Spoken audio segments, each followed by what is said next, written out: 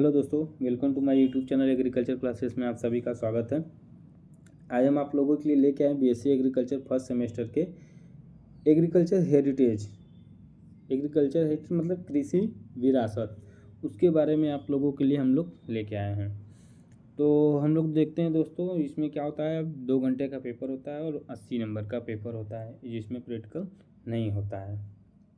तो हम लोग अपना इसमें भी देख लेते हैं। क्वेश्चन हम लोग का क्या है, 3 खंडों में बटा होता है। सेक्शन ए में 5 क्वेश्चन होते हैं, जिसमें कि पाँचों को पाँचों करना होता है। सेक्शन बी में 6 क्वेश्चन, 4 क्वेश्चन करना होता है। और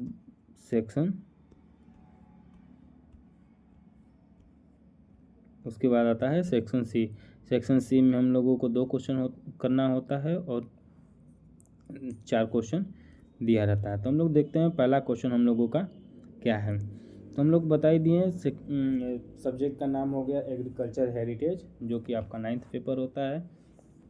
अब सेक्शन ए की हम लोग पहला क्वेश्चन देखते हैं क्या है। पहला क्वेश्चन हम लोगों का दोस्तों है एक, मतलब पहले का ए यानी कि क्रॉप, फसल क्या होता है। एक पौधा, क्रॉप की अगर हम लोग बात करते हैं तो क्रॉप होता क्या है, एक पौधा या पौधे का उत्पादन जिसके किसी विशिष्ट उद्देश्य के लिए उगाया या काटा जाता है। मतलब हम आसान भाषा में कह सकते हैं तो जो हम अपने जीवन को चलाने के लिए किसी भी फसल को या फिर किसी पौधे को लगाते हैं और उसकी कटाई करते हैं, जिसे हम लोग क्या कहते हैं, क्रॉप कहते हैं। जिसे इसमें फसल हो जाते हैं, भोजन हो जाता है, फाइबर हो गया, ईंधन हो गया, या अन्य उपयोग के लिए हम लोग इसका उपयोग करते हैं, जिसे हम लोग क्या कहते हैं, क्रॉप कहते हैं। यानी कि हम लोग कह सकते हैं अपनी प्राथमिक आवश्यकताओं को पूरे करने के लिए हम लोग क्या करते हैं, फसल को उगाते हैं। उसके बाद हम लोग का है बी वाला क्वेश्चन है ग्रीन मैन्योर, मतलब कि हरी खाद। ग्रीन मैन्योर क्या करता है, मिट्टी में गुणवत्ता, उर्वरा शक्ति को बेहतर बनाता है और बनाने के लिए उगाई जाती हैं, जिसे हम लोग फसल, जैसे कि हम लोग करें हरी घास, क्या करता है, सॉइल की फर्टिलिटी को इंक्रीज करता है। क्या करता है, सॉइल की फर्टिलिटी को बढ़ाता है और उर्वरा शक्ति इसकी अच्छी मात्रा में हो जाती है। उसके बाद है सी वाला दोस्तों, तो देखते हैं हम क्या है, नाबार्ड। तो आप लोग एग्रीकल्चर के स्टूडेंट है, जिसका फुल फॉर्म आपको पता होना चाहिए और इसका क्या रोल है एग्रीकल्चर में, इसके बारे में आप लोग को अच्छे से जानना होगा। तो सबसे पहला क्या है, नाबार्ड, नेशनल, इसका फुल फॉर्म हम लोग बात करते हैं तो national bank of agriculture and rural development. फिर से एक बार देख लेते हैं, नाबार्ड का फुल फॉर्म क्या होता है, national bank of agriculture and rural development. और इसका फुल फॉर्म हो गया, इसका रोल क्या है, तो ये 1982 में शुरू किया गया था। और इसमें क्या था, जो किसान होते हैं उनको क्या लोन दिया जाता है, क्या दिया जाता है, ऋण दिया जाता है, यानी कि लोन प्रोवाइड किया जाता है कि वो अपने कार्य को पूरा कर सकते हैं। उसके बाद आता है ब्लू रेवोल्यूशन, मतलब नीली क्रांति। नीली क्रांति का दोस्तों, नीली क्रांति, भूरी क्रांति, ब्लैक, रेड, ग्रीन, वाइट, सब हमारे यूट्यूब चैनल एग्रीकल्चर क्लासेस में आप देखेंगे। तो वहाँ पे आपको रेवोल्यूशन से एक लेक्चर पढ़ा है, वहाँ से आप जाएंगे तो आपको मिल जाएगा लेक्चर, वहाँ से ज़रूर देखिएगा। हम लोग बात करते हैं ब्लू रेवोल्यूशन क्या होता है। तो ये 2015 और 16 में लाया गया था, इस्टेब्लिश पहली बार इसको किया गया था। इसमें क्या किया गया था, मछली, ब्लू रेवोल्यूशन में क्या होता है, मछली पालन किया जाता है। मछली पालन मतलब होता है कि मछली को बढ़ावा दिया गया था, मांस उत्पादन के लिए बढ़ावा दिया गया था मछली को, ठीक है।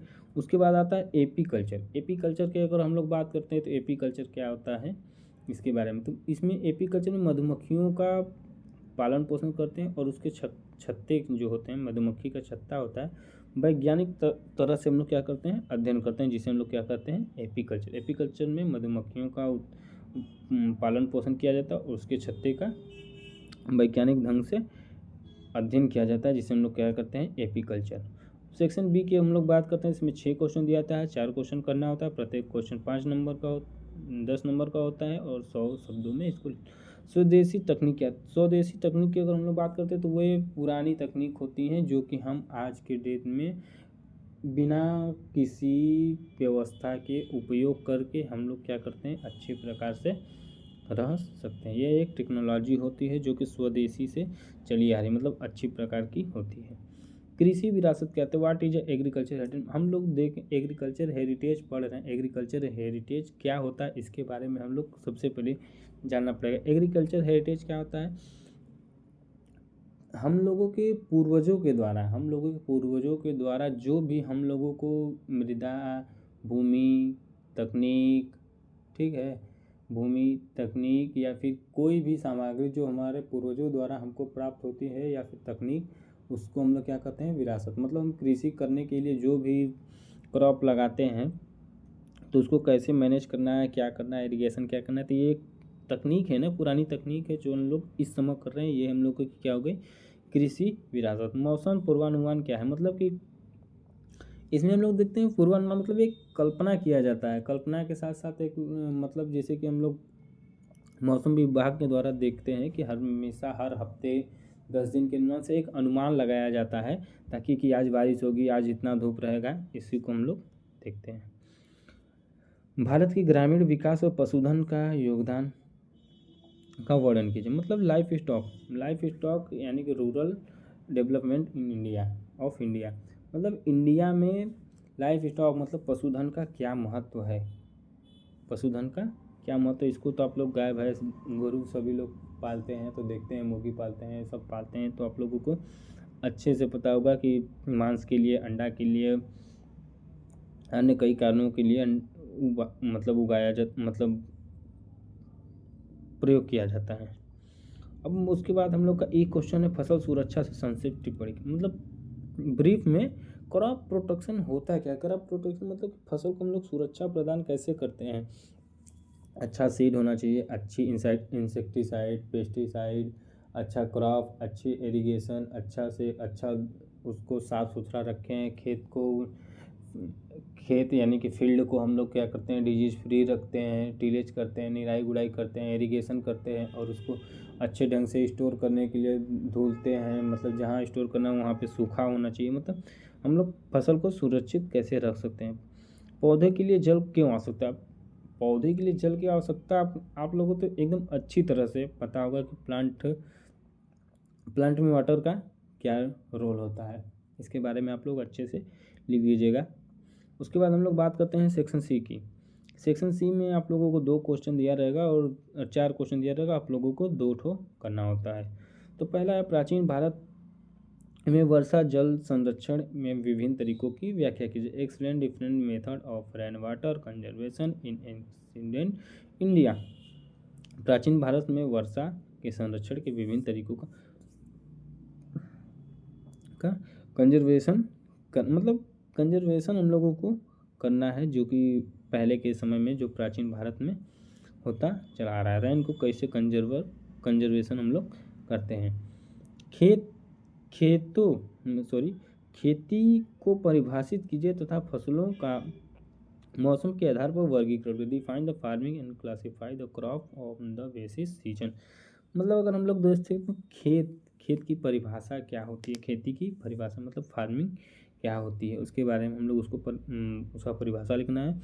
और क्रॉप का क्या करना है, क्लासिफिकेशन करना है, क्लासीफाई करना है। किस बेसिस पे, सीजन के बेसिस पे। अगर हम लोग अपने बात करते हैं सीजन कितने, अगर हम लोग टोटल सीजन की अगर हम लोग बात करते हैं तो टोटल सीजन कितने होते हैं, 3 सीजन होते हैं। अगर मुख्य सीजन की अगर हम लोग बात करते हैं तो 2 सीजन होते हैं, खरीफ और रबी। और टोटल सीजन की खरीफ, रबी और जायद। इसके बारे में आप लोगों को भारत में सिंचाई का विकास का इतिहास। Right the history of irrigation development India. मतलब भारत में सिंचाई का विकास कब हुआ था, इतिहास, उसके बारे में हम लोगों को अच्छे ढंग से लिखना है।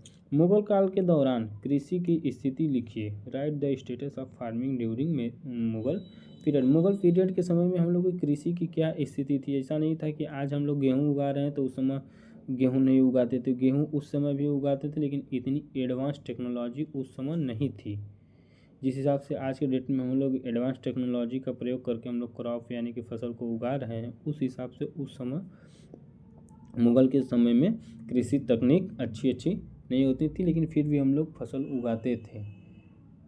कम सीड की वैरायटी मिलती थी, लेकिन फिर भी हम लोग उसको उगाते थे। ठीक है, इसके बारे में आप लोगों को इसी दो ही को करना है, जो आपको समझ में आए वो दो ठो आप अच्छे ढंग से कर लीजिएगा। तो हम लोग का दोस्तों वीडियो यहीं पे समाप्त होता है, फिर आते हैं अगले वीडियो में लेके दूसरा सब्जेक्ट को। और हमारे चैनल पे बने रहिए। अगर आप हमारे चैनल पे नए हैं तो लाइक करें, कमेंट करें, शेयर करें। अगर आपको कोई भी डाउट हो तो हमारे कमेंट सेक्शन खुला रहता है, वहाँ पे अपने डाउट को लिखिए और वहाँ से हम लोग आपका निवारण करेंगे। ठीक है दोस्तों, धन्यवाद।